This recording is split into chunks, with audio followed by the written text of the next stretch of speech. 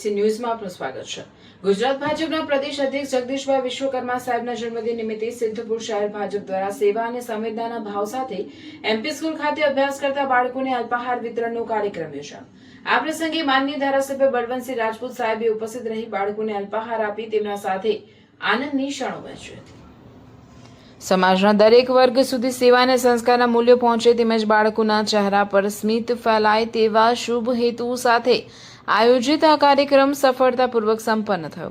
આ કાર્યક્રમમાં શ્રી નંદાજી ઠાકોર, વિષ્ણુભાઈ પટેલ, કૌશલભાઈ જોશી, મુકેશભાઈ ચૌધરી, શંભુભાઈ દેસાઈ, મિહિરભાઈ, અંકુરભાઈ, નિરંજનભાઈ ઠાકર, સતીશભાઈ ઠક્કર, જયેશભાઈ પંડ્યા, મહામંત્રી, નગરપાલિકાના સદસ્યો, યુવા મોરચા, મહિલા મોરચા કાર્યકરો તેમજ વિદ્યાર્થીઓ ઉપસ્થિત રહ્યા હતા। રિપોર્ટર પ્રવીણભાઈ પંચાલ।